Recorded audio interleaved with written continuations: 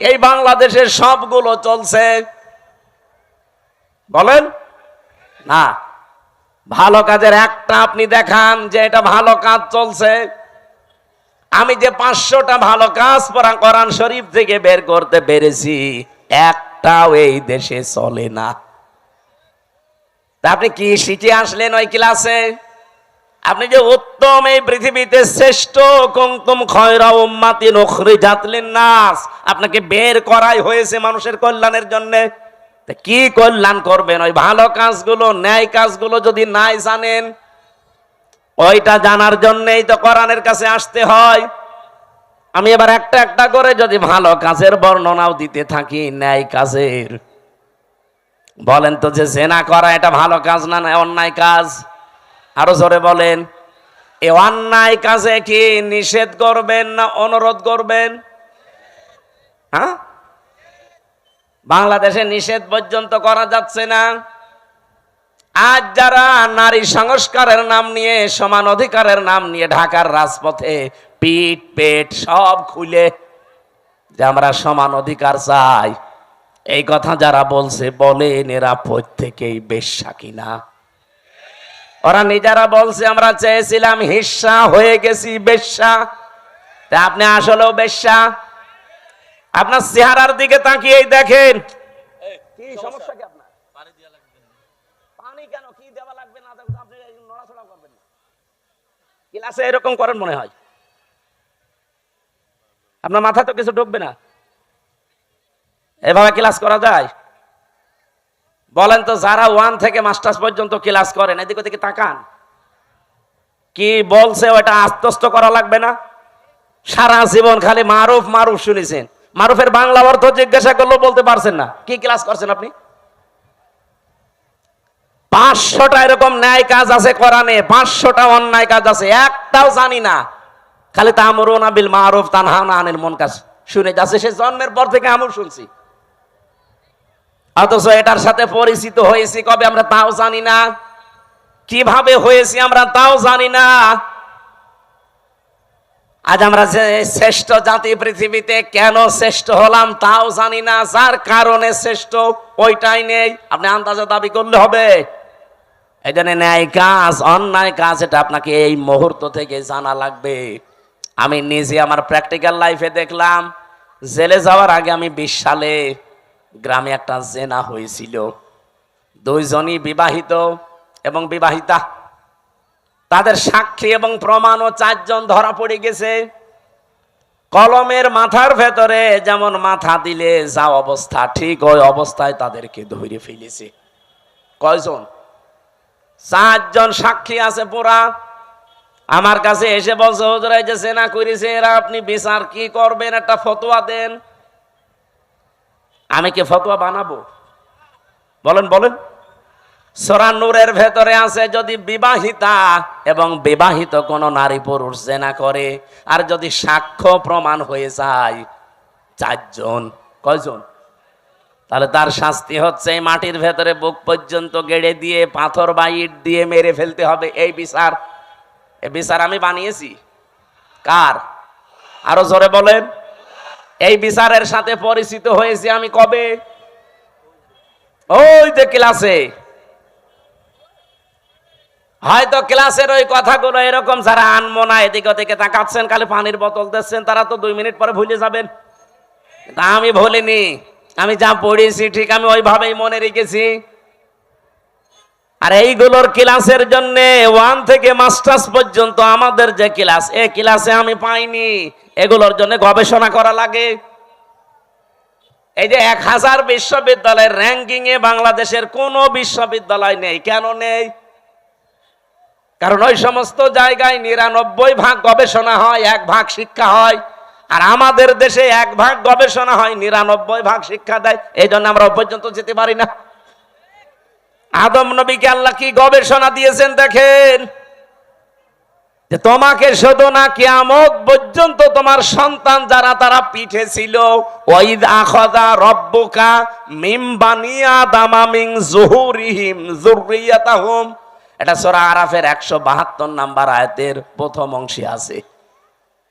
আমি দলিলগুলো শুধু আয়াত বলছি, বাড়িতে মিলাবেন, আপনার আরো আনন্দ লাগবে।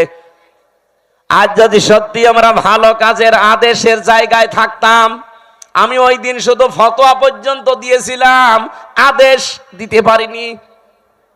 যদি সত্যি আমি আদেশ দিতাম আর গ্রামবাসী মিলে যদি ওদেরকে 2 জন সঙ্গে সার করতো, আমি বেঁচে থাকতে পারতাম? কথা বলে না কেন? পুলিশ তার পরের দিন ওদের সঙ্গে সার করার আগে আমার সঙ্গে সার করতো, বলতো হুজুর ফতোয়া দিয়েছেন ঠিক আছে, কার্যকর করলেন কেন? এদেশে কোরআনের আইন চলে। আমি কি বলতাম? চলে না, তাহলে আপনাকেই দেখি আসেন সঙ্গে সার করি। অথচ এই কাজটার সাথে আমি পরিচিত হয়েছে কি 5 বছর 10 বছর আগে? কবে? ওই দুনিয়া যেদিন তৈরি করেন আমার পিতা আদি পিতাকে, সেই দিন থেকে আমি পরিচিত। এই জন্য দুনিয়ায় যারা আসে ও লেখাপড়া জানে না, কোনো ভার্সিটি কলেজে বিশ্ববিদ্যালয়ে কোনো জায়গায় পড়েনি, স্কুলের বারান্দায় যায়নি, তারপরও ভালো কাজ কোনটা অন্যায় কোনটা সে ভেতর থেকে আসে না। সে নিজের থেকে বলতে পারে না যে না এটা অন্যায় কাজ, এটা ভালো কাজ। এটা আপনি শিখলেন কোন থেকে? এর সাথে পরিচিত হয়েছেন আপনি ওই ক্লাস থেকে। এই জন্য দুনিয়ায় যত অন্যায় কাজ আছে, এই অন্যায় কাজের সাথে পরিচয় আমাদের আজকে না, কালকে না, বহুদিন আগের। কিন্তু এই অন্যায় কাজগুলো বন্ধ করার জন্য যেখানে থাকা লাগে, আর 54 বছরও আমরা সেখানে যেতে পারি নাই, এই জন্য কোনো অন্যায় বন্ধ হয় না। ওই জায়গায় যাওয়ার জন্য আজ বাংলাদেশ চেষ্টা করছে যে ওখানে যদি যেতে পারি, ভালো কাজ কোনটা ও মন্দ কাজ কোনটা ঠিক আমি তো আগেই জানি, ওগুলো শুধু এখন বাস্তবতায় রূপ দেব।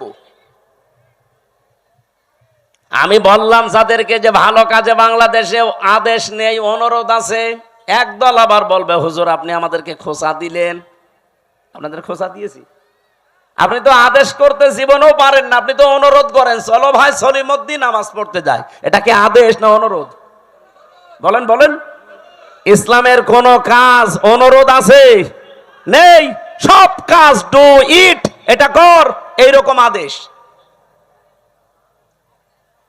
এবার আসেন ওয়ায়ানহাউনা আনিল মুনকার, যারা অন্যায় কাজে বাধা দেয়। আমরা বলি যে অন্যায় কাজে নিষেধ করে, কে বলেছে আপনাকে?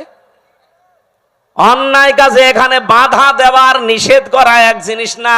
ও বাবা সলিমুদ্দিন এই গাছটা কেটো না, এটা নিষেধ করলাম। কিন্তু এটা যদি মানে বাধা দিতে হয়, তাহলে যে ওই গাছ কাটবে তার চাইতে আমার শক্তিশালী হওয়া লাগবে। এক কথা বলেন না কেন? এদেশে এরকম শক্তিশালী জায়গায় আমরা আছি। তাহলে চাঁদাবাজি যারা করে, এখানে যে যদি বলে ভাই না এ কাজ ভালো না, আস্তাগফিরুল্লাহ, ও বলবে রাখেন আপনার আস্তাগফিরুল্লাহ, টাকা দেন। আমরা আজ অন্যায় বন্ধ করার জন্য যে বাধার প্রাচীর তৈরি করা দরকার, যে সিস্টেম গুলোতে যাওয়া দরকার, ওই লাইনে আমরা নেই। এই জন্য আজ এই দেশে কোনো অন্যায় এখনো পর্যন্ত বন্ধ নেই, প্রকাশ্যে গোপনে চলছে। আমার কুষ্টিয়াতে কালকে কুমারখালী থানায় গাছি কালুর চম্পাবতীর গান হয়তো অর্ধ উলঙ্গ নাচ, এগুলো চলছে আবহমান কাল থেকে।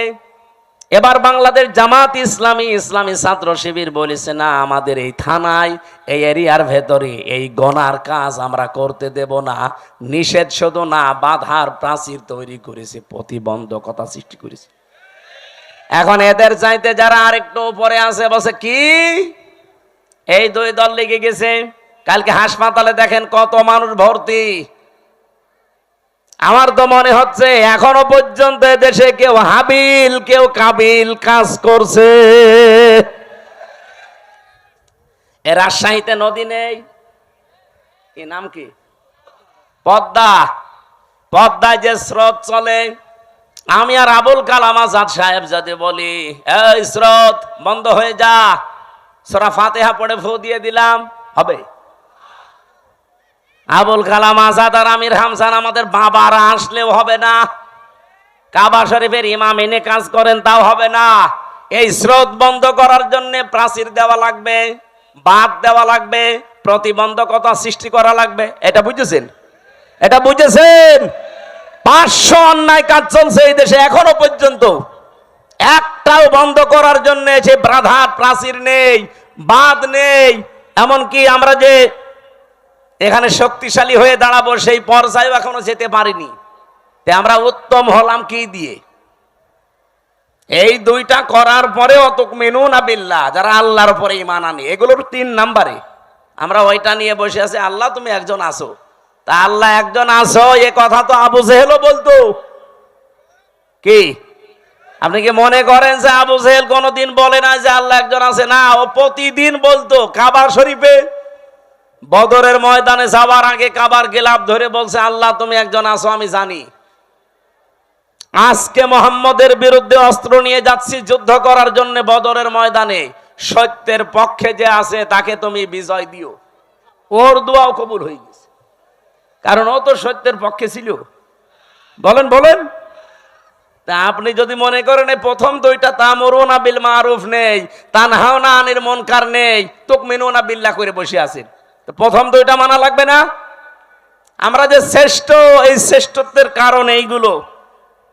আজ এই জায়গাগুলোতে যাবার জন্য ইসলামপন্থী যারা, তারা যদি চেষ্টা করে, যদি কেউ খারাপ মনে করেন যে এদের রাজনীতি করার শখ, এদেরও চেয়ারের লোভ, এরা চেয়ারে যেতে চায় আপনার মতো 620টা বাড়ি বানানোর জন্য না, এরা যেতে চায় এই দেশের মানুষের ভাগ্য উন্নয়ন করার জন্য। এদের যদি এরকম শখ থাকে যে আমি 620টা বাড়ি বানাবো, একটাও ভোট দেবে না।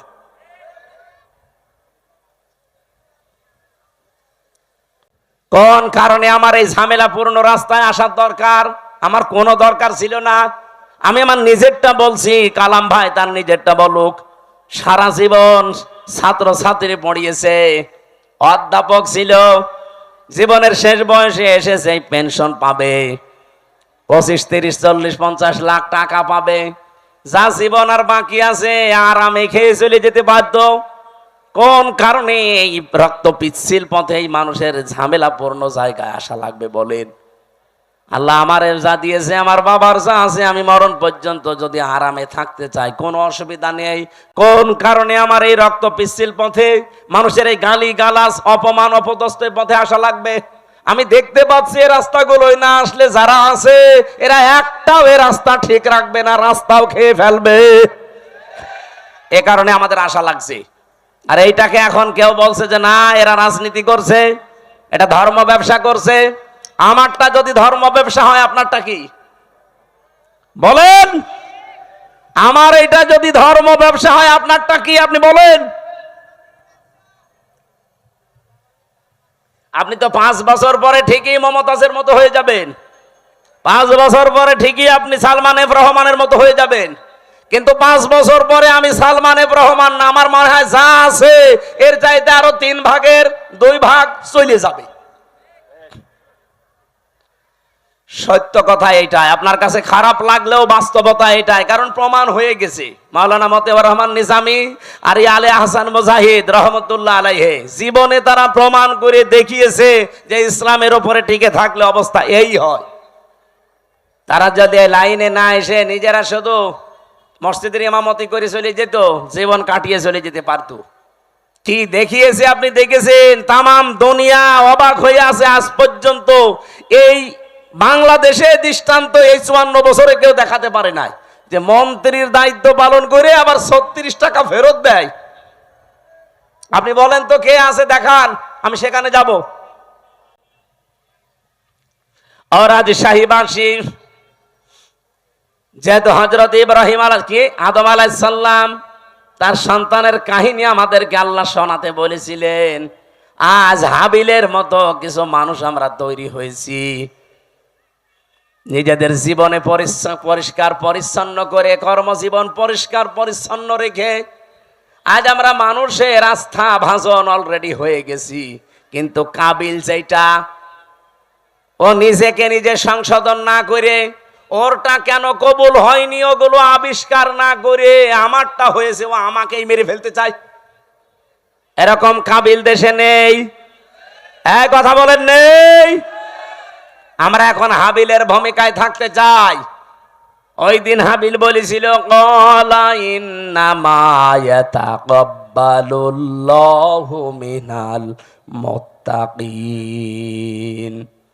এখানে যারা আরবি গ্রামার বোঝে জিজ্ঞাসা করেন, ইন্নার পরে যদি মা আসে বাংলা অর্থ দাঁড়ায় একমাত্র, কেবলমাত্র, শুধুমাত্র, হবেই হবে, এইটাই, এরকম 33টা অর্থ আছে। হাবিল ওই দিন জানাতে চেয়েছে, হে ভাই, আপনি আমার বয়সে বড়, আপনার শক্তিও শরীরে বেশি, দুনিয়ায় এসেছেন আপনি আগে, খেয়েছেনও বেশি, এখন আপনার সাথে তো আমি পারবো না, কিন্তু সাফ কথা শোনেন, আপনার কোরবানি কবুল হয়নি, আমারটা হয়েছে, আপনি এখন আমাকেই মেরে ফেলতে চান। আপনাকে জনগণ ভালোবাসে না চাঁদাবাজির কারণে, আপনার চরিত্রের কারণে, আর আমার জীবনে ওইসব নেই, এই জন্য মানুষ আমাকে বিশ্বাস করে, আমার উপরে আস্থা রাখে, আর আপনি আমাকেই মেরে ফেলতে চান। সাফ কথা শুনে রাখেন, ক্বালা ইন্নামা ইয়াতাকাব্বালুল্লাহু মিনাল মুত্তাকিন। ইয়াতাকাব্বালু মোজারে, বর্তমান, ভবিষ্যৎ, প্রেজেন্ট, ফিউচার, শুধু আজকের দিন না, কিয়ামত পর্যন্ত শুধুমাত্র আল্লাহ গ্রহণ করে, কবুল করে মুত্তাকিদের জিনিসপত্র। এই জন্য আমরা এখন থেকে মুত্তাকি হওয়ার চেষ্টা করি। মুত্তাকি কি? মুত্তাকি শব্দের বাংলা অর্থ হচ্ছে ভদ্রলোক, মুত্তাকি শব্দের বাংলা অর্থ হচ্ছে বেঁচে থাকা, মুত্তাকি শব্দের শাব্দিক অর্থ হচ্ছে আল্লাহর নিষিদ্ধ কাজগুলো ঘৃণা ভরে ছেড়ে দেওয়া।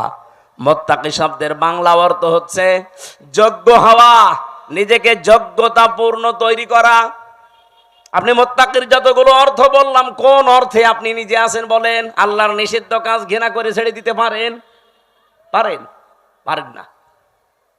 যেগুলো আপনি মোবাইলে দেখেন ওইটা বাইরে দেখা যায় যাচ্ছে, যেটা মোবাইলে দেখেন ওইটা যায় যাচ্ছে।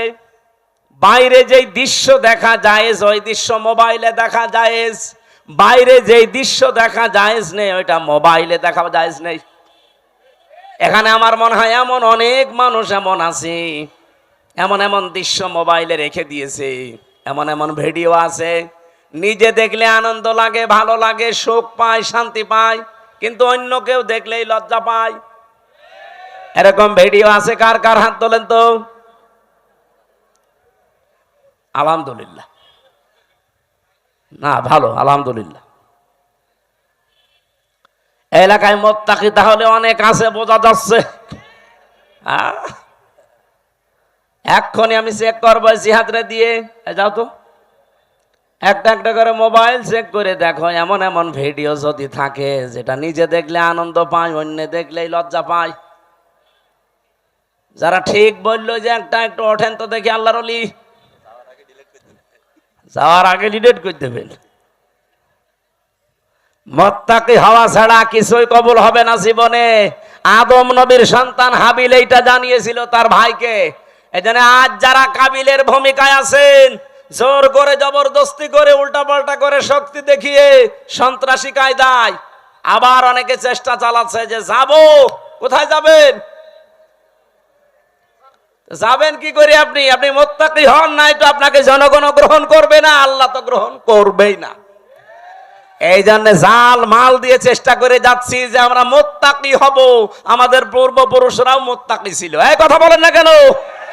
তারা অন্যায় অবৈধ কাজ যেমন ঘৃণা ভরে ছেড়ে দিয়েছে, তারা নিজেকে যোগ্যতা সম্পন্ন তৈরি করেছে।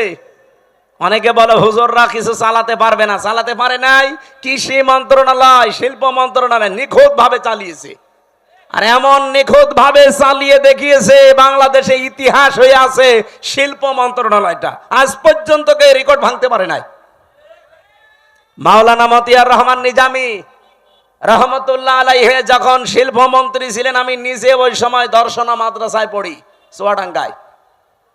ওই যে কেরুস মিল নাম শোনেননি? চিনির মিল, কেরুর মদ, ওই জায়গায় উনি গিয়েছিলেন। ওই সময় একজনকে পাঠিয়েছিলেন এমডি করে। এই যে সৎ মানুষ চেয়ারে থাকলে যে কি হয়, আর 54 বছরের সেখানে 1 টাকা লাভ হয়নি, অথচ ওই 5 বছরে 5 বার প্রত্যেকবার লাভ হয়েছে। সুবহানাল্লাহ বলতে পারেন নাই? এরকম মানুষগুলো শুধু শিল্প মন্ত্রণালয় না, যত মন্ত্রী আছে সব যদি এইরকম মানুষ হতো না, এ দেশটা ওই মালয়েশিয়ার মতো 2004 সাল থেকে দাঁড়িয়ে যেত। তো দাঁড়াবে কি করে? দাঁড়াবে কি করে? যাদেরকে দায়িত্ব দেওয়া হয় এত বড় চোর পৃথিবীতে নেই। 36,000 কোটি টাকা একটা দরবেশ চুরি করিস। ওর দিকে তাকালে আমার কোটে আমার সাথে দেখা হয়তো মাঝে মাঝে। এই 3 বছরই ওর সাথে বহুবার দেখা হয়েছে। মাঝে মাঝে দেখতাম ওর মাথার চুল থেকে পায়ের তালু পর্যন্ত, মানে পায়ের তালুর নিচে যেটা থাকে ওই যে স্যান্ডেল, ওইটা পর্যন্ত সাদা। আমার মনে হয় ভেতরেও সাদা। ভেতরেটা তোর বলা যাচ্ছে না, ভেতরেও সাদা। চুল সাদা, ওর দাড়ি সাদা, জামা সাদা, পায়জামা সাদা, কোটি সাদা, এমনকি স্যান্ডেলও সাদা। আর ভেতরেটা সাদা নাতে কালো, ওটাও সাদা। কিন্তু একটা জিনিস ছিল একেবারে কালো কুচকুচে, মনটা। এক কথা বলেন না কেন? এই শয়তান বলেছে যে কোরআনের সমস্যা আছে। ওর তো ফাঁসি হওয়ার দরকার ছিল ওই সময়।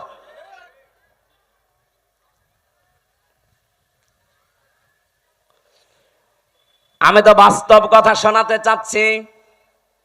এই এমডি কে উনি পাঠিয়েছিলেন রাত 3:30টার সময়, যে উনি জয়েন্ট করেছে। চিন্তা করছে আজকে আমি একটা চমক দেখাবো। একেবারে মেন গেটে যে দারোয়ান আছে তারে বলছে আপনি এখান থেকে একটু নিরাপদ দূরত্বে থাকেন, আপনার পোশাকটা আমারে দেন। ওই যে হাটে একটা লাঠি নিয়ে বসে থাকে, লাঠি নিয়ে দারোয়ানের মতো বসে আছে। ফজরের নামাজ শেষ করে সকাল 7টা থেকে আরম্ভ হয়েছে, মানুষ যাচ্ছে 10টা পর্যন্ত। এরপরে ডিউটি আর এক দলের আসবে। তখন বাজে 11:45। একজন একেবারে সেরকম বড় দাড়ি, জব্বা জামা গায়ে, পাগড়ি মাথায়, এত বড় বড় দাড়ি নিয়ে প্রাইভেট নিয়ে ঢুকতেছে। তো দারোয়ান মনে করছে যে নতুন দারোয়ান হবে হয়তো। আজকে আর অন্য দিনের মতো গেট খোলে নাই, গেট বন্ধ করে দাঁড়িয়ে আছে। বলছে না আমি আপনাকে ঢুকতে দেব না। এই দারোয়ানের বাচ্চা, আপনি যাই বলেন না কেন, এখন বাজে কত? আপনার তো এখানে আসার কথা 10টায়, এখন বাজে 11:45, 1 ঘন্টা 45 মিনিট লেট আপনার। আপনি যদি আমার চাকরি খেয়েও ফেলেন আমি আপনাকে আজ ঢুকতে দেব না। এখন দারোয়ানের সাথে মারামারি করবে? শেষ পর্যন্ত বলেছে ঠিক আছে, তোর চাকরি কে রাখে আমি দেখব। এই ধস্তাধস্তিতে শেষ হয়ে যাওয়ার পরে দারোয়ানকে এবার ভেতরে যে বলছে আপনার দায়িত্ব আপনি পালন করেন, যান। আমি চলে গেলাম। যে এমডির অফিসে বসেছে ওই লোকটার খবর নিয়ে ডাক দিয়েছে যে ওকে ডাক দেন আমার অফিসে। অফিসে ঢোকার পরে যখন সালাম দিয়েছে, জবাব দিয়ে বলছে দাঁড়ান, চেয়ারে বসার দরকার নেই, আপনি দাঁড়ান, আপনাকে আমি কয়েকটা কথা জিজ্ঞাসা করব। এখন বাজে হচ্ছে 11:45, আপনার 10টায় অফিসে আসার কথা। আপনি যে মুখে দাঁড়িয়ে রেখেছেন, এই দাঁড়ি আপনার জন্য না। কারণ এই দাঁড়ি যিনি রাখতেন তিনি কাজে এভাবে ফাঁকি দিতেন না। আপনি বিশাল জব্বা গায়ে দিয়ে এসেছেন, পাগড়ি মাথায় দিয়ে। এই পাগড়ি জব্বা আপনার জন্য না, কারণ এগুলো যিনি পড়তেন তিনি জীবনে কোনোদিন কাজে ফাঁকি দেননি। আপনি কার আদর্শগুলো শরীরের ভেতরে ধারণ করে ফাঁকি দিচ্ছেন? আপনি 10টা থেকে 4টা পর্যন্ত ডিউটি করবেন, এইটা আপনার ইবাদত। কথা বলে না কেন? আর আপনি 11:45, 1 ঘন্টা 45 মিনিট লেট। মাসের পরে তো ঠিকই বেতন নিয়ে নেবেন। আপনার বেতন হালাল হয় কি করে? আপনার নামাজ হয় কি করে? আপনার দাড়ি রাখা আপনার জন্য না, কেটে ফেলেন দাড়ি। ওই বছর এই লাভ হয়েছিল এই দেশে চিনির মিলে, ওই প্রথম শুরু হয়েছে। এই যে ডিউটি গুলো সঠিক ভাবে পালন করা, কোন জিনিসে ভেজাল না দেওয়া, চুরি চামারি বন্ধ হওয়া, বিশেষ করে দুর্নীতি আর কোন জায়গায় নেই, সবাই টাইট হয়ে গেছে। ওরে বাবা কি কঠিন মানুষ! 1 বার 2 বার 3 বার সিগন্যাল দেয়, 3 বারের পরে যদি সংশোধন না হয় জনমের মতো ওরে বিদায় করে দেয়।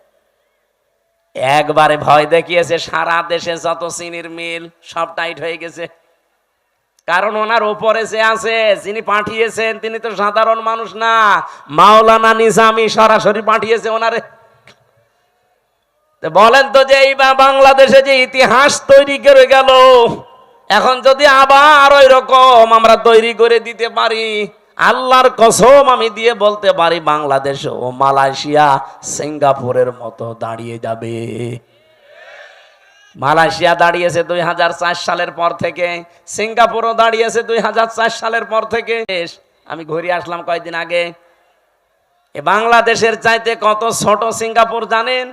এ রাজশাহী জেলা আমার মনে হয় এই মাথা থেকে ওই মাথা 70-80 কিলোমিটার হবে না? হবে না? কত? 80 কিলোমিটার এই জেলাটায়, এ মাথা থেকে ও মাথা। অথচ সিঙ্গাপুর একটা দেশ, মাত্র 42 কিলো এই মাথা ও মাথা, চারিদিকে সাগর, মাছ বিক্রি করে খেত ওরা। কি অবস্থায় দাঁড়িয়েছে সিঙ্গাপুর আজ? 257টা দেশের ভেতরে যদি 10টা দেশ গণনা করেন, সিঙ্গাপুর একটা ধরা লাগবে। এ পর্যায়ে তারা গেছে শুধুমাত্র এই সৎ নেতৃত্বের কারণে। তারপরও তো তারা আল্লাহর আইন মানে না, শুধু যা আইন বানিয়েছে ওইটাই পঙ্খানো মানে, এই কারণে দাঁড়িয়েছে। আর আমরা শুধুমাত্র নিজেদের আইন না, এই দেশে যদি ইসলাম আসে পুরাটা চলবে আল্লাহর আইন। এই বলেন 56,000 বর্গ মাইল পুরাটা চলবে কার আইন? আরো জোরে বলেন। কয়টা? 500। ওই যে পরিচিত যে বিষয়গুলো আদম নবী থেকে, ওই বিষয়গুলো আসবে পরিচিত সব, একটা একটা করে ব্যক্তি, পরিবার, সমাজ, রাষ্ট্রে কায়েম হয়ে যাবে 500। আর অন্যায় 500। সৎ কাজে আদেশ দেবে, অন্যায় কাজে নিষেধ করবে। এই প্রতিশ্রুতি ওনারা দিয়েছে। অন্য দলের ভেতরে যদি এই প্রতিশ্রুতি থাকে যে আল্লাযীনা ইম্মাক্কান্নাহুম ফিল আরদি আকামুস সালাত ওয়া আতাবুজ যাকাত ওয়া আমারু বিল মারুফ ওয়া নাহাউ আনিল মুনকার ওয়ালিল্লাহি আকিবাতুল উমুর, যেই দলের কর্মসূচিতে এই চারটা আছে আপনি তাকে এবার ভোট দেবেন, সে যেই হোক। আমি কারো দলে বিদলে নাই, এই চারটা কর্মসূচি যার কাছে পাবেন তাকে এবার ভোট দেবেন। আর আমি যেহেতু নিজে দেখতেছি এই মানুষগুলো এই গ্যারান্টির উপরে আছে, এরা কথা দিয়েছে যদি ইসলাম দেশের সংসদে যায় প্রথমেই তারা নামাজের বিল আনবে। ওনারা জিজ্ঞাসা করেন, যদি বলেন না আমি নামাজের বিল প্রথমে আনবো না, আমি সুদের বিল আনবো, ওরা একটা ভোটও দেবেন না। 2 নম্বরে ওরা যাকাতের বিল কায়েম করবে, যে যাকাত ভিত্তিক অর্থনীতি কায়েম হবে এখন থেকে। 3 নম্বরে ভালো কাজ, যেটা পরিচিত কাজ, ওগুলো জারি হবে, এগুলো আদেশ হবে আইনের মাধ্যমে। আর অন্যায় যতগুলো আছে অন্যায় সব বন্ধ হবে, বাধার প্রাচীর তৈরি করা হবে। এটা যদি আজ বাংলাদেশে ইসলাম থাকতো, কুমারখালী এই গাজী কালুর চম্পাবতীর এই অর্ধ উলঙ্গ নাচের অনুমতি দিত, এটার জন্য মারামারি হইতো, আইন পাশ করে সব অন্যায় কাজগুলো বন্ধ করে দিত। এই জন্য আমরা চাচ্ছি আপনারা যা ভুল বোঝেন বা ভুল বোঝান, এই যে রাজশাহী অঞ্চলের এ পাশে কালকে আমার মাহফিল যেখানে আছে চাঁপাইনবাবগঞ্জ, 2 জন বিশাল বিশাল মুফতি আছে, স্বামী আর স্ত্রী, 2 জনই মুফতি, ভারতের কামান এরা, মুজাদ্দেদে জামান। কি ফতোয়া দিচ্ছে দেখেছেন?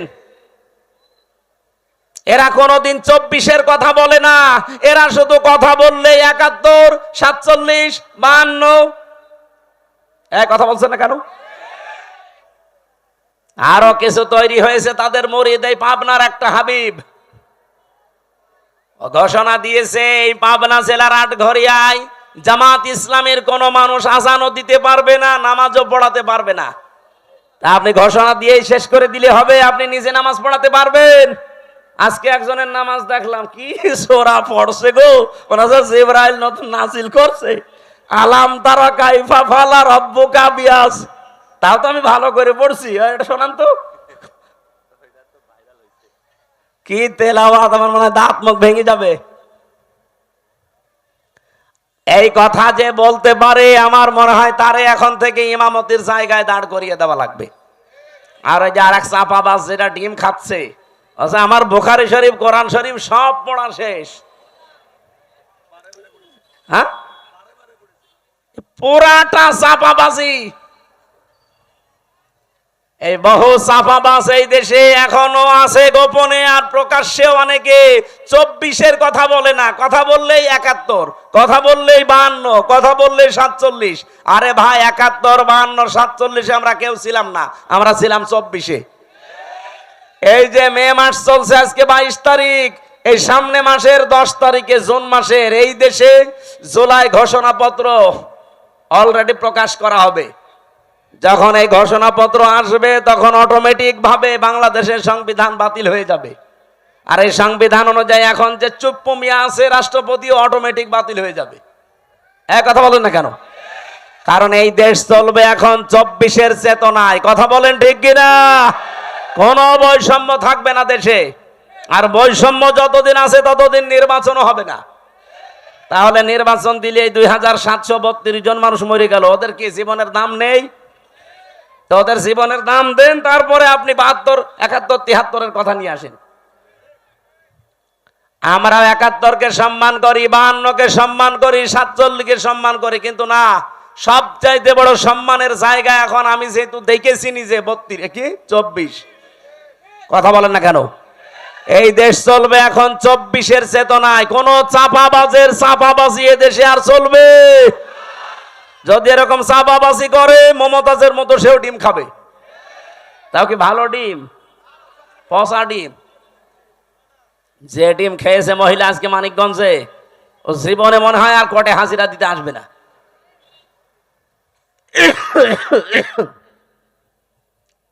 আমার ভাইরা, এই জন্য আমাদের সতর্কতার বিষয় হচ্ছে আমরা এখন কাবিলের মতো না, আমরা এখন হাবিলের মতো অবস্থানে যাব। ভাই যা করেন করেন, আপনার ওই পায়ে পা দিয়ে ঝগড়া করতে চান, আমি এখন ঝগড়ার ভেতরে নেই, আমি আছি আমাকে সংশোধন করে জনগণের সামনে আস্থাভাজন হিসাবে তৈরি করা। কারণ আমি চাই এই পৃথিবীতে আমারটা যেমন কবুল হচ্ছে, আমার আন্ডারে যারা থাকবে তাদেরটাও যেন আল্লাহর দরবারে কবুল হয়। আর আপনি আমাকে মেরে ফেলার জন্য উঠে পড়ে লেগেছেন। লাইম বাসাত্তা ইলাইয়া ইয়াদা কালি তাকতুলানি মা নাবি বাসিতি ইয়াদিয়া ইলাইকা লিয়াকতুলাক ইন্নী আখাফুল্লাহ রাব্বাল আলামিন। কি গুরুত্বপূর্ণ কথা ওই দিন হাবিল বলিস। আল্লাহ হাবিলের এই কথাগুলো আমাদের জীবনে মেনে চলার তৌফিক দেন, বলেন আমিন। আমরা সূরা মারইয়ামের 41 থেকে তেলাওয়াত আরম্ভ করেছি। তেলাওয়াত কিন্তু আয়াত থেকে তাফসীর আকারে কথা বল না, সময় বেশি হয়ে যাচ্ছে, একটু সময় দেন আমার আজকে, যেহেতু মাহফিল আজকে একটা, তো এই জন্য একটু বেশি সময় নিচ্ছি। মাহফিল যতক্ষণ চলে আয়াতটা শেষ না হতে থাকবেন মোনাজাতের পরে। আমার এই যে গাড়ি আছে, এটা আমার গাড়ি না, এই গাড়ি থেকে আমার লিখিত যে বইগুলো আছে মেয়েদের উপরে পুরুষদের উপরে, ওটা নিয়ে যেয়ে পড়বেন। বই মানুষকে ঠকায় না, পড়বেন, আপনার ভাগ্য খুলবে ইনশাআল্লাহ। জবান খোলে সূরা মরিয়মের 41 নম্বর আয়াত, এখান থেকে আমরা আরম্ভ করব। যেহেতু সামনে আর 15 দিন পরে গুরুত্বপূর্ণ যে দিবসটা, এই দিবসটা আদম নবী থেকে যদিও আরম্ভ হয়েছে, কিন্তু আমরা সুন্নত হিসাবে পশু জবাই করার এই নিয়ম পেয়েছি আমাদের জাতির পিতা ইব্রাহিম আলাইহিস সালাম থেকে। সেখান থেকে এখন আমরা আরম্ভ করছি। প্রথম অংশ শেষ, দ্বিতীয় অংশ শুরু হচ্ছে। আযকুর ফিল কিতাবি ইব্রাহিম, আল্লাহ পাক বলেন আলোচনা করো, বর্ণনা করো। কিতাবের ভেতরে আমি ইব্রাহিম আলাইহিস সালামের যে কাহিনী বর্ণনা করেছিলাম, এইটা আপনি আপনার উম্মতদের কাছে বর্ণনা করেন। ইন্নাহু কানা সিদ্দিকান নাবিয়্যা, নিশ্চয় সে ছিল একদিকে সত্যবাদী আর একদিকে নবী। এটা বাংলা অর্থ ছিল আয়াতের। এবার আমরা তাফসিরে যাচ্ছি। সূরার নাম সূরা মারইয়াম। কি নাম বলেন বলেন? অনেকে বলে সূরা মরিয়ম, না, মরিয়ম বলে কোনো শব্দ কোরআনে নেই। কোরআনে আছে সূরা মারইয়াম। মারইয়াম বলেন বলেন। কিয়ামতের ময়দানে এই নামটা এত দামি নাম। আল্লাহ রাব্বুল আলামিন এটাকে ইজতিবা জানিয়েছেন, যেটা আমি মনোনীত করেছি, নির্বাচিত করেছি, পছন্দ করেছি। নামটা হযরতে মরিয়মের নাম দুনিয়াতে যারা রাখে মারিয়াম, কিয়ামতের ময়দানে আল্লাহ যখন মানুষকে মাফ করতে আর কিচ্ছু পাবে না, যার নামের সাথে মারিয়াম, ফাতিমা এরকম নাম যাদের মিল আছে, কিয়ামতের দিন আল্লাহ নামের ওসিলায় তাদের শেষ পর্যায়ে মাফ করে দেবেন। এই জন্য আশা করছি আমাদের সন্তানাদি যারা এখন আসতেছে আসবে, নামটা আপনি অর্থবোধক এবং সিস্টেমে রাখবেন, কিয়ামতের দিন যেন আল্লাহ অন্তত নামের ওসিলায় হলেও তাকে মাফ করে দেয়। অনেকগুলো আয়াত আমার আল্লাহ সূরা মারিয়ামের ভেতরে দিয়েছেন। ৯৮টা আয়াত আমরা কোরআনে কারিমে পেয়েছি। এই সূরার ভেতরে মাত্র একটা আয়াত পড়েছি, আয়াতের নাম্বার ৪১। আল্লাহ নিজে যখন আমার শব্দ দিয়ে আরম্ভ করলেন অস্কর, শব্দটা ছিল ওয়া উজকুর, আসল শব্দ হচ্ছে যাকার, যেটাকে আমরা বাংলায় এই দেশের মানুষ জিকির বলে জানি। জিকির মানে স্মরণ করা। জিকির মানে কি? আমি এই রাজশাহীতে এর আগে আমি জিকির শব্দের উপরে আলোচনা করেছিলাম। জিকিরের ১৯টা অর্থ আছে পুরা কোরআনে। সামারাইজ করে আমি 5টা পর্যন্ত বলেছিলাম রাজশাহী স্টেশনের পাশে।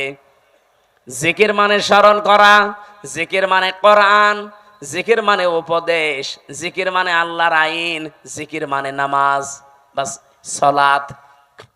এই 5টা অর্থেরই আবার ব্যাখ্যা আছে। যেহেতু আজকে আমার জিকির নিয়ে আলোচনা না, শব্দটা এসেছে আয়াতের প্রথমে, এই জন্য জিকির বলতে আমি যেটা আছে কোরআনে ওটা টাচ দিলাম। আর জিকিরকে কোনো মানুষ যখন ইবাদত হিসাবে নিতে চায়, মাস্ট বি তাকে 4টা শব্দকে বেছে নেওয়া লাগবে জিকির হিসাবে। সুবহানাল্লাহ, আলহামদুলিল্লাহ, লা ইলাহা ইল্লাল্লাহ, আল্লাহু আকবার। রাজশাহী ভাষী এটা রেকর্ড হচ্ছে, তো এই জন্য বললাম। আজ বাংলাদেশে যে ভেজাল চলছে জিকিরের নামে, বহু জায়গায় 4টা শব্দের বাইরে জিকির নেই। বলেন বলেন। এই যে তাহিরি সাহেব যে জিকির গুলো আরম্ভ করেছে, এগুলো এই 4টা শব্দের ভেতরে পাবেন। ও জিকির করে ইয়ালি বাবা, শালি বাবা, কেল্লা বাবা, ফতে বাবা, ন্যাংটা বাবা। বলেন এই 4টা শব্দের ভেতরে ফতে বাবা আছে, কেল্লা বাবা আছে। হ্যাঁ, কথা বলেন না কেন? সুতরাং এগুলো জিকির না, এগুলো ওদের ফিকির। এ বাংলার মানুষেরা সতর্ক হন, জিকির করবেন 4টা শব্দ দিয়ে, কারণ এটা ইবাদত। কোন মানুষ আল্লাহর জিকিরকে খণ্ডন করতে পারবে না। যারা আজকে আল্লাহর 4টা শব্দকে আলাদা আলাদা করে ডাকে, তাদের জিকির হয় না। কেউ যদি বলেন আল্লাহু আকবার, আকবার আকবার হবে না, কি বলা লাগবে? আল্লাহু আকবার বলা লাগবে। তাহলে এটা জিকির হবে, প্রতিটি অক্ষরে 10টা করে নেকি হবে। কারণ আল্লাহর কালেমা খণ্ডন করা জায়েজ নেই।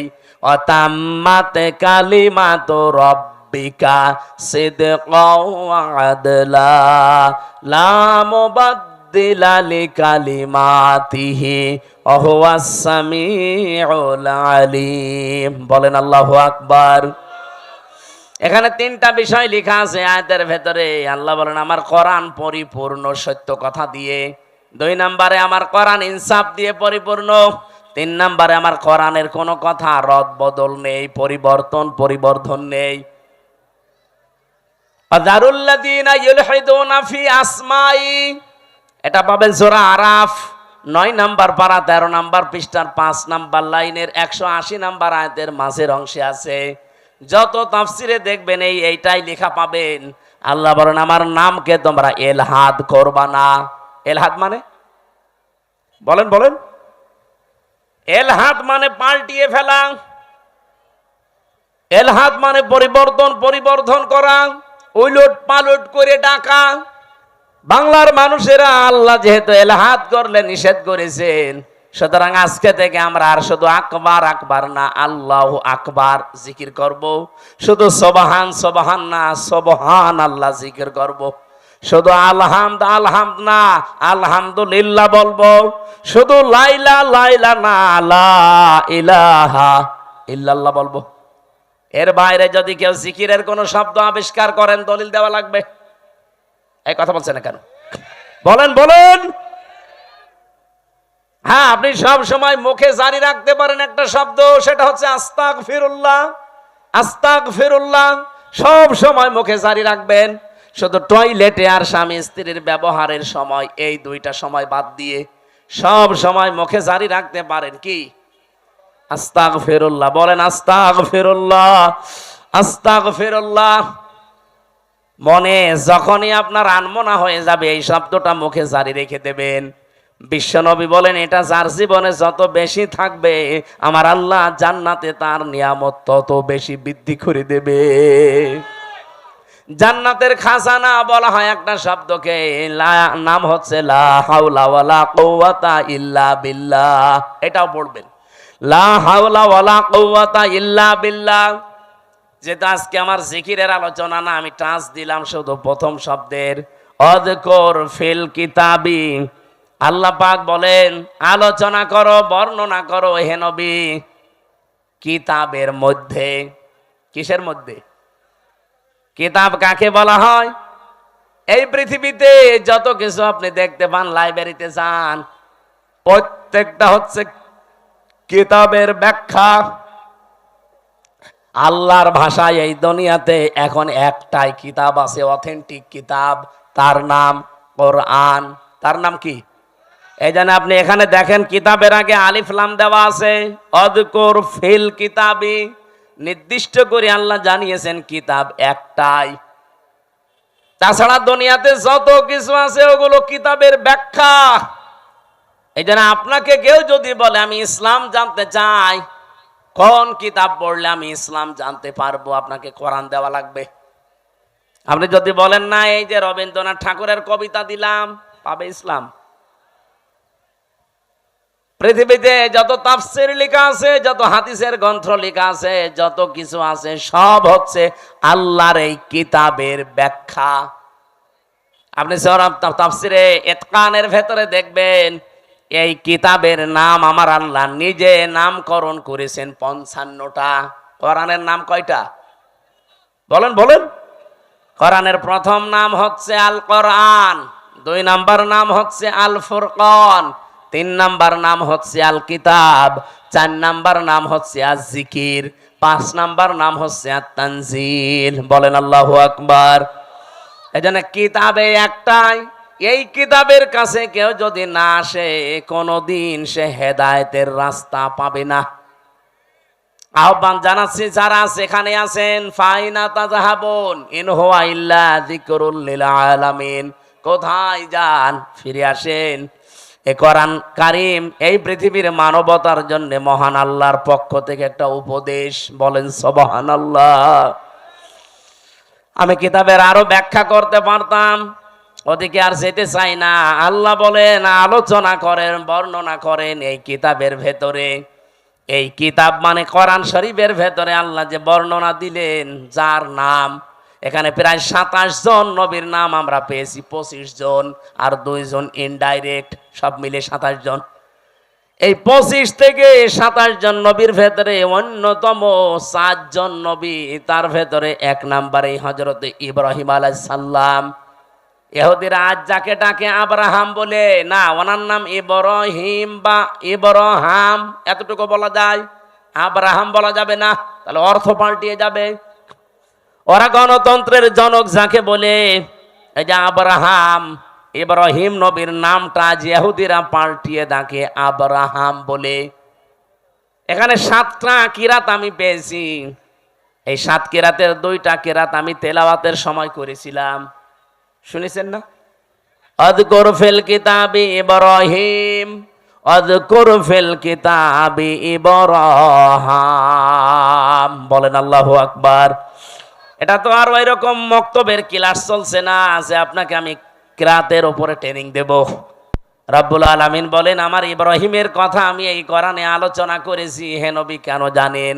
এবার আসেন, ইন্নাহু কানা সিদ্দিকান নাবিয়্যা, নিশ্চয় সে ছিল একদিকে সিদ্দিক আর একদিকে নবী। এখন সিদ্দিক কি আর নবী কি? 1 নম্বরে আমরা নবীর ব্যাখ্যা করি, তারপরে সিদ্দিক। নবী শব্দের বাংলা অর্থ হচ্ছে সংবাদ বাহক। এটা নাবা থেকে এসেছে। নাবা মানে ব্রেকিং নিউজ। এই যে টিভির নিউজ দিয়ে আজকে ব্রেকিং নিউজ যাচ্ছে, আপনি এখন এসে দেখেন রাত 10টা 1 মিনিটে ওসি প্রদীপ আর এসআই লিয়াকতের ফাঁসি হবে, এটা ব্রেকিং নিউজ যাচ্ছে। স্বৈরাচারের দোসর যারা ছিল 1628 জন, তার ভেতরে দুইজন না হলেও একজন তো মাস্ট বি ওসি প্রদীপ। আজকে আমার সাথে 3টা বছরই জেলে ছিল। আমি সেখানে বসতাম জেলারের সামনে, সোফারের সামনে, ওই শয়তান আমার পাশে বসতো। আমার এসে মাঝে মাঝে বলতো, হুজুর আমার কোনো দোষ নেই, সব বানানো।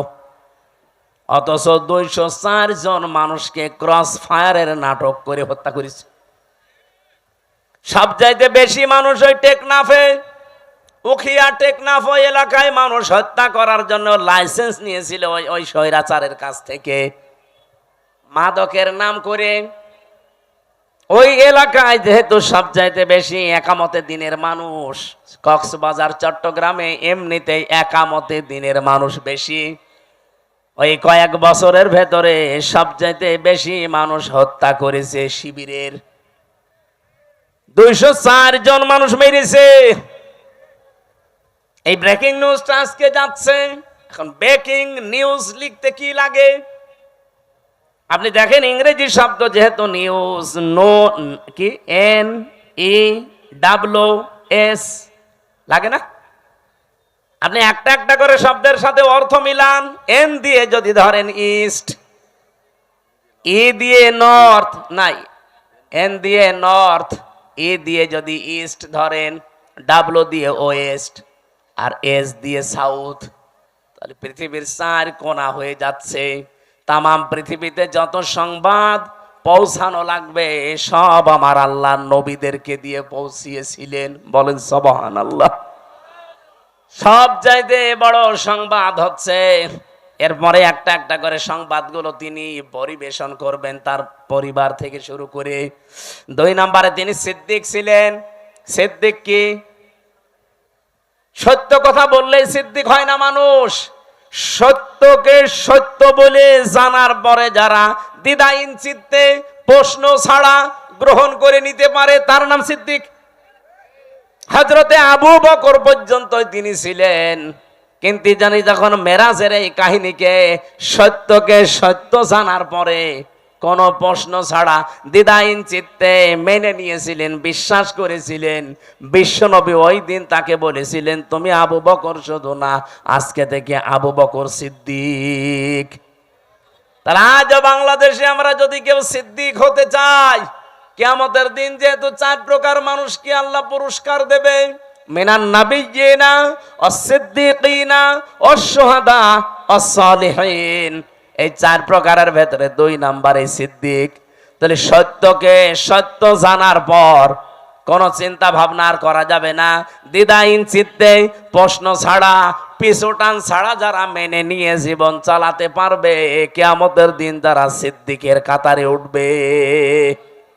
এ বাংলাদেশে সিদ্দিক আছে, খালি নামে আছে আবু বকর সিদ্দিক। সত্যকে সত্য জানার পরে মেনে নেওয়া দূরের কথা, আরো ঘাড় ঘোরায়, ঘাড় মোটা করে, চোখ মোটা করে। পাবনায় কোরআনে কারিমে আগুন লাগিয়েছে 150টা কোরআনে। সত্য কোনটা আপনি উদ্ঘাটন করে বের করেন না, আন্দাজে একজনের উপরে 10টা চাপিয়ে এমন কালার করার চেষ্টা চালিয়েছে। এখন তো সব বেরিয়ে আসছে, কে কে এটা করেছে, কার নির্দেশে করেছে, সব বেরিয়ে আসতেছে। আমরা দল বিদল বসি না, কোরআনে যারা আগুন দিয়েছে তাদের হাত এই দেশে থাকবে না। এই কথা বলেন না কেন? যে এই কাজের সাথে জড়িত, যারা এর সাথে ইঙ্গিত দিয়েছে। আপনি কি জামাত ইসলামের অফিসে আগুন দিয়েছেন? ওটা তো একটা শো। ওখানে ছিল কি? আল্লাহর কোরআন, একটা দুইটা না, 150টা কোরআন পুড়ে ছাই হয়ে গেছে। কোরআনে আগুন দেননি আপনি, আপনার কপালে আগুন দিয়েছেন। নিজেকে সংশোধন না করে আবার কাবিলের মতো হটকারিতা করেন যে কি ওরা নিজেরাই কোরআনে আগুন দিয়ে আমাদের উপরে দোষ দেয়। ওদের বিবেকের উপরে কি কুকুরে প্রসাব করেছে যে নিজেরা আগুন দিয়ে আপনারা দোষ দেবে? আরে কি দুনিয়ার কোন বিষয় হেলা খেলা করে আপনার উপরে দোষ দিয়ে দিল? এ কোরআন আপনারও না, আমারও না, এ কোরআন কার? এজন্য আমরা আহ্বান জানাচ্ছি, এটার সুষ্ঠু তদন্ত হয়ে যারা জড়িত জনসম্মুখে তাদের বিচার করা লাগবে। হ্যাঁ, রাজি আছেন না আপনারা? রাজি আছেন না? আগামীতে কেউ যেন সাহস আর না দেখায়। সিদ্দিকী আমরা বুঝি না, আমাদের জাতির পিতা হযরত ইব্রাহিম, তিনি প্রথমে আকাশের তারকা দেখে বলেছিলেন এইটাই আমার খোদা হবে। যখন ডুবে গেছে বলছে না, ডুবে যাওয়া জিনিস আমি ভালোবাসি না। যখন চাঁদ দেখলেন বললেন এটা আরেকটু বড়, এটা আমার বড় খোদা। বললেন না, এইটাও ডুবে গেছে, মানি না। সকালবেলা যখন সূর্য দেখলেন বলেন হাজা আকবার, এর চাইতে বড় জিনিস আর নেই, এটাই আমার বড় খোদা। ওইটা যখন সন্ধ্যাবেলা ডুবে গেল, তিনি ডাক দিয়ে বললেন না, ইন্নী ওয়াজ্জাহতু ওয়াজহিয়া লিল্লাযী ফাতারাস সামাওয়াতি ওয়াল আরদা হানিফা ওয়া মা আনা মিনাল মুশরিকিন। আমি আজ আমার চেহারাকে ঘুরিয়ে দিলাম ওই আল্লাহর দিকে, যিনি আকাশ আর জমিনের উদ্ভাবক। আমি একনিষ্ঠভাবে মন থেকেই ঘুরে এসেছি, আমি মুশরিক না। ও বাংলার মানুষেরা, জাতির পিতা ইব্রাহিম তিনি নিজে খোঁজ করে করে সত্যকে উদ্ঘাটন করেছিলেন, আর আমরা সেই জাতির পিতার সন্তান। চোখে আঙ্গুল দিয়ে দেখিয়ে দিলেও আমরা সত্যকে সত্য হিসাবে মানতে চাই না। এই কথা বলেন না কেন? আপনি জাতির পিতা ইব্রাহিমের সন্তান আর নেই, তিনি সত্যকে খুঁজে নিয়েছিলেন, আর আমাদেরকে সত্য আঙ্গুল দিয়ে দেখিয়ে দেওয়া হয়, তারপরও মানতে তো চাই না। সত্য কেউ নিয়ে আসলে তাকেও মেরে ফেলতে চায়। হযরত ইব্রাহিম বলেছিলেন, ইয ক্বালা লিআবিহি ইয়া আবাতি লিমা তা'বুদু মা লা ইয়াসমা'ু ওয়া লা ইউবসিরু ওয়া লা ইউগনি আনকা শাইআ। হে আমার বাবা, কেন আপনারা ইবাদত করেন যেটা কানে শোনে না, চোখে দেখে না, কোনো উপকারও করতে পারে না? ওই জামানায় যেহেতু সবচেয়ে বেশি প্রচলন ছিল মূর্তির পূজা করা। ইব্রাহিম নবীর বাবার নাম ছিল আজর বা তারিক। উনি নিজে হাতে মূর্তি বানাতেন আর ওটা বাজারে বিক্রি করতেন, সেল দিতেন, খুব দামি দামি মূর্তি। ইব্রাহিম নবীকে দিয়ে মূর্তি বিক্রি করার জন্য বাজারে পাঠাতেন। তাফসিরে লিখেছে, ওনাকে একবার ঝুড়ির ভেতরে, বড় বিশাল একটা ঝুড়িতে অনেকগুলো মূর্তি মাটির তৈরি করা, বলছে বাজারে নিয়ে যাও, বিক্রি করে আসো। বাজারে নিয়ে যাওয়ার পরে এক জায়গায় রেখে দিয়েছে। কেউ তো নিচ্ছে, কেউ নিচ্ছে না। চিন্তা করে অনেকগুলো তো বেঁচে আছে, কি করা যায়? মনের ভেতরে ওই যে উনি সত্যের সন্ধান যেহেতু আগেই পেয়েছিলেন, বাবাকে এত করে বুঝিয়েছেন যে বাবা এখানে শোনে না, চোখে দেখে না, উপকারও করতে পারে না, আপনি এর পেছনে সময় দেন, শ্রম দেন, এর কাছে মাথা নত করেন। বাবা তো মানে নাই, বলছে এটা আমার ব্যবসা, এটা করলে অনেক কিছু আয় হবে। প্রতিমধ্যে নিজে নিজে একটার সাথে আর একটা ঠোকর লাগিয়েছে। মাটির জিনিস, শুকনা জিনিস একটার সাথে আর একটা মারে ভেঙে যায়। বাড়িতে ঝুড়ি ভর্তি করে নিয়ে এসে বলছে, বাবা এই দেখেন রাস্তায় মারামারি করে এদের অবস্থা। আমার মনে হয় বিশ্বে আজ যারা মুশরিক আছেন, যারা মূর্তি পূজা করেন, বিবেকের উপরে যদি কুকুরে পেশাব করে না দেয়, বিবেক যদি কারো কাছে বন্ধক না রাখেন, নিজের হাতে তৈরি করা জিনিসের সামনে জীবনও আপনি মাথা নত করবেন না। অনেকে দলিল দিয়েছিলেন, প্রথমে যুক্তি দিলেন, বাবা মা লা ইয়াসমাউ ওয়া লা ইউবসিরু ওয়া লা ইউগনি আনকা শাইআ, যে কানে শোনে না, চোখে দেখে না, আপনাকে আমি এত করে বোঝালাম, আর এখন আপনি বলছেন যে ভেঙ্গে ভেঙ্গে তারা নিজেরা মারামারি করে মরে গেছে। আমি আপনাকে বোঝালাম যে ওরা নিজেরা মারামারি করে, আপনি বিশ্বাস করেন না। আপনি বলছেন না ওরা তো কথা বলতে পারে না। কথা যেহেতু বলতে পারে না, কানে শুনতে পারে না, বিপদে পড়লে আমারে বাঁচাতেও পারে না, তাহলে এর সামনে আপনি মাথা নত করেন কেন?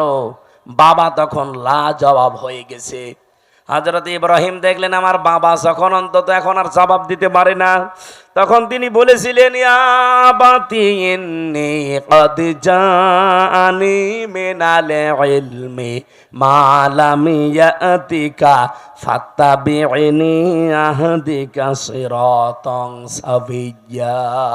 বাবা, আমার কাছে একটা জ্ঞান এসেছে, ওই যে তিনি তিনটা জ্ঞানের মাঝখানে পেলেন তারকা, সূর্য আর চন্দ্র, দেখে দেখে একটার পর একটা যখন ডুবে যায় তার ভেতর থেকে ওই যে জ্ঞানটা, এই জ্ঞান উনি পেয়েছিলেন কোন কোন কোন জায়গা থেকে? ওই যে একেবারে প্রথম ক্লাস, ওই ক্লাসে আদম নবী, পৃষ্ঠদেশে ইব্রাহিম নবী ছিলেন না? বলেন বলেন। ওই দিন থেকে তিনি জেনেছিলেন। এটা হয়তো অনেকের চাপা পড়ে থাকে, এই জন্য প্রকাশ করতে চায় না। নবীদের যেহেতু আল্লাহ কন্ট্রোল করছেন, ওই জ্ঞানটা ওনার কাছে আমার আল্লাহ উদ্ভাসিত করে দিয়েছেন, জাগরণ করে দিয়েছেন। ডাক দিয়ে বললেন, বাবা আমার কাছে যে জ্ঞান এলেম এসেছে আপনার কাছে ওইটা নেই, আর আপনার কাছে থাকলে ওইটা চাপা পড়ে আছে। আপনাকে আমি আহ্বান জানাচ্ছি, আপনি আমার অনুসরণ করেন, তাহলে আপনাকে আমি সহজ সরল পথ দেখাতে পারবো। ইয়া বাতিলা তা'বুদিশ শাইতানা ইন্নাশ শাইতানা কানা লির-রহমানি আসিয়া। তিনি ডাক দিয়ে বলেছিলেন, হে বাবা, ইয়া আবাতি ইন্নী আখাফু আইয়ামাসসাকা আযাবুম মিনার রহমানি ফাতাকুনা লিশ-শাইতানি ওলিয়্যা। ক্বালা আরাগিবুন আনতা আন আলিহাতি ইয়া ইব্রাহিম লা ইল্লাম তানতাহি লা আরজুমান্নাকা ওয়াহজুরনি মালিয়া। বলেন সুবহানাল্লাহ। হযরত ইব্রাহিম এত সুন্দর করে তার বাবাকে বুঝিয়েছিলেন। আজও তামাম বিশ্বের মুশরিকদেরকে, নবীর উম্মত যারা আমরা এইভাবে করে বোঝাতে চাচ্ছি, তো মানুষ বোঝা তো দূরের কথা, ওই জামানায় ইব্রাহিম নবীর বাবা যা বলেছিল, আজ আমার মনে হচ্ছে বাঙালি জাতি আমাদেরকে তাই বলছে। ওই জামানায় ইব্রাহিম নবীর বাবা বলেছিল, ওয়াহজুরনি মালিয়া, তোকে তো আমি নিজে জেলখানায় পাঠিয়ে দেব, অথবা মেরে ফেলবো, অথবা দেশ থেকে তোরে এমন দূরে তাড়িয়ে দেব যেন তোর সাথে দেখা না হয়। এ কথাগুলো আজ বিভিন্ন ভাষায় আমাদের ওপরে চাপিয়ে দিচ্ছে, বিভিন্ন কায়দায় আজরের বংশধর দ্বারা তারা। আমার কথার অর্থ আমি আশা করছি আপনি বুঝেছেন। এত লাইন দিয়ে বোঝানো হয় মানুষদেরকে, এত জলিল দিয়ে, যুক্তি দিয়ে, প্রমাণ দিয়ে। মানুষের মনে হয় যদি মাথার ভেতরে একটু হালকা মগজ থাকে, এর দ্বারা কোনোদিন পৃথিবীর কারো আইন মানা সম্ভব না। মূর্তির পূজা করা আর মানুষের পূজা করা, মানুষের আইন মানা একই জিনিস। আজ দুর্গা পূজা করে যারা, দর্গা পূজা করে যারা, জিনিস একই। ওরা দুর্গা বানিয়েছে, এরা দর্গা বানিয়েছে। হিন্দুরা আজ দুর্গা পূজা চালাচ্ছে আর মুসলমানেরা দর্গা পূজা চালাচ্ছে, জিনিস একই। কথা বলছেন? সুতরাং আপনাদেরকে আমরা মুক্ত করতে চাই। আমাদের জাতির পিতা ইব্রাহিম আলাইহিস সালামকে বহু ভয় ওই সময় দেখিয়েছে। জাতির পিতা ইব্রাহিম নবী এবার দেখলেন, না, এরা আমাকে আর বাঁচতে দেবে না, আগুনে পর্যন্ত শেষ পর্যন্ত ফেলে দিয়েছে। ওখান থেকে মুক্ত হওয়ার পরে তিনি বলেছিলেন, ক্বালা ইন্নী যাহিবুন ইলা রাব্বি সায়াহদিন রাব্বি হাবলি মিনাস সালিহিন